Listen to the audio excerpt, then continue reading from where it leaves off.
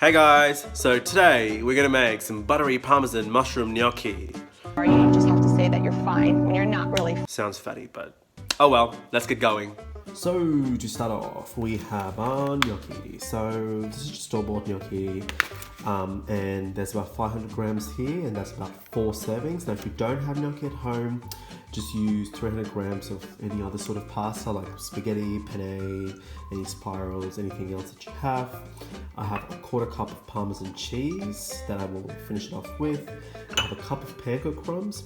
Now if you don't have panko, all you can do is get some stale bread and put it into the oven for about 10 to 20 minutes at about 120 to 140 degrees Celsius, and then just crush it up to get that sort of texture, or put it into like a mixer just to break it up like that. I have verjuice to deglaze the pan. It's from our amazing Maggie Beers collection. Now, if you don't have verjuice, that's fine. Just use some vegetable stock. Then over here, I have 4 tablespoons of unsalted butter, and I will show you how to use that as well. I have 2 massive portobello mushrooms. I have asparagus. Now, if you don't have asparagus, just use some peas. Peas go amazing with pasta. I have half a ground onion, 2 garlic cloves, salt and pepper, and some thyme. And I'll be getting some parsley on the outside in a bit. So if your butter is not at room temperature, just chuck it in your microwave for about 5 seconds and that should be enough. So I've added about 3 tablespoons of the butter here, and now what I'm going to do is just going to mix it up with all my panko till it's well combined.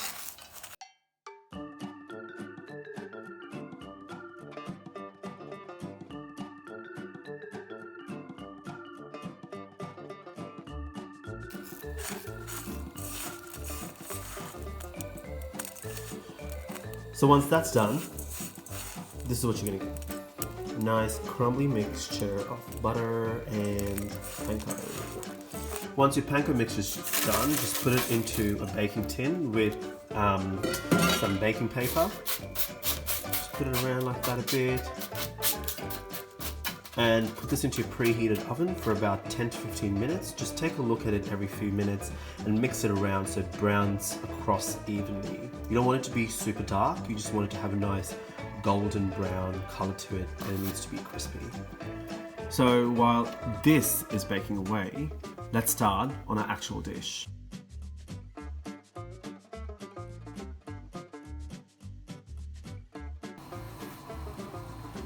So yes, so I sliced mine thick and thin, so I'm just gonna use both, but make sure you slice yours thinly, not like mine. But once that's done, we're gonna do the garlic. So look, there are so many different ways to peel garlic, the skin off, but one of my easiest ways is you just put it there, take your knife, just hit it a bit, take that off. Same thing, just comes off right away. Look at that, and it's super easy. And then again, slice that too. Look, I like sliced garlic cloves. If you don't like that, you can just dice it up a bit if you want, but just keep a few pieces because you're gonna brown them off in the butter.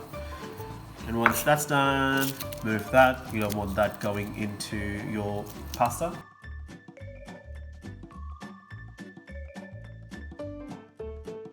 Then again, slice this thinly as well.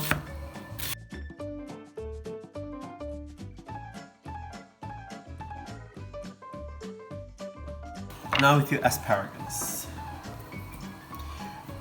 The asparagus, again, you can leave it a bit thick, but what I'm going to do is make sure it's thin. I just want it to look like peas, but exactly, it's not really peas, is it?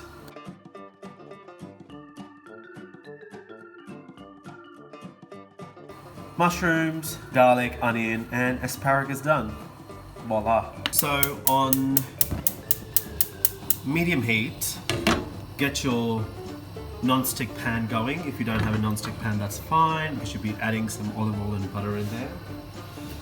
Into that, add about 2 tablespoons of olive oil, and then add your 1 tablespoon of butter or your remaining butter that you have. Let that melt away.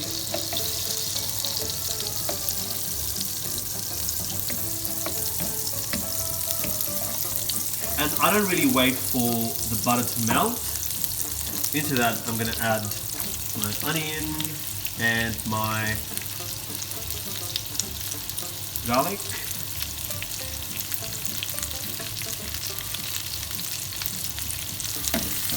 And I'm going to saute that for about 5 minutes till your onions go translucent and they also slightly start browning up a little bit.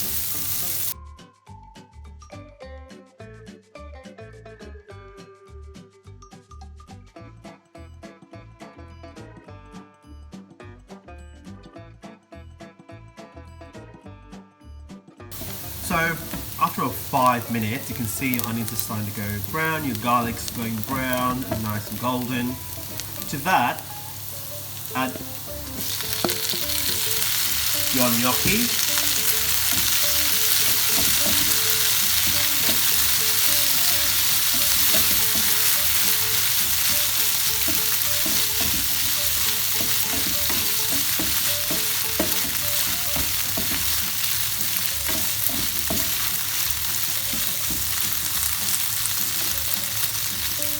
Stir it around a few times, mix it around a few times rather. It's stirring, it's not liquid.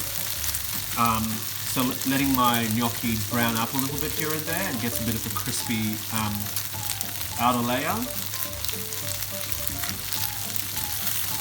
And as that's happening, just put the mushrooms on the top.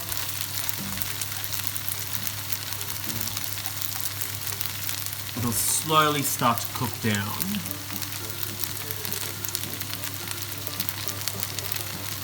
So let this sit there for about 2 minutes or so, not for too long because you don't want the bottom to brown too much. So after about 2 minutes, you can see the gnocchi is starting to brown up, which is great. After about 2 minutes, and after you have the mushroom thing on stop, give it a nice mix. And for the next 5 to 7 minutes or so, keep mixing it occasionally, so every 2 minutes or so just give it a mix. So halfway through, bring your heat to a low and then cook this for another 2 or 3 minutes. Mine's been on here for about 3 minutes now, so I'll probably do it for another 2, so that's rounded up to 5 minutes. So this has been cooking for the past 5 minutes. You can see how the gnocchi, the mushroom, the onions, the garlic, everything have a nice light golden brown colour through it. To that I'm going to add my spices, which is my salt, and my thyme and pepper, and the asparagus. If you have some onion bits like mine, that's okay. That is a-okay. Now give it a nice mix. Make sure you're mixing the salt and pepper and thyme through really well.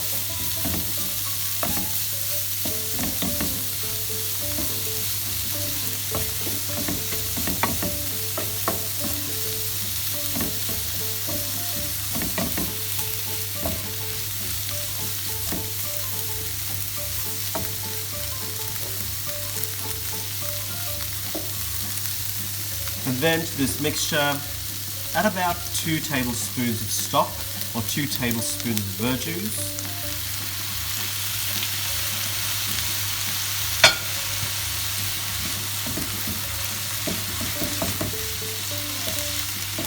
And then add your parmesan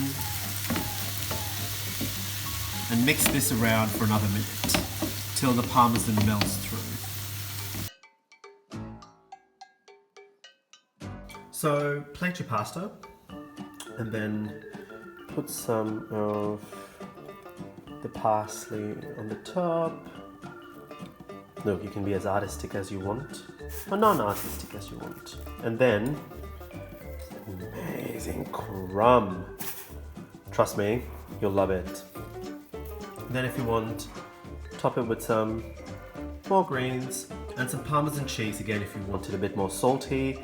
And there you go, that's ready. So that was a super easy recipe, don't you think so? I agree. It's carby, it's fatty, it'll make you happy, and you'll never ever want to eat anything else. So try making that, ready in under 30, come back from work on a really tiring day, and that's all you will want to eat. Like, comment, and don't forget to subscribe for more. See you soon, bye.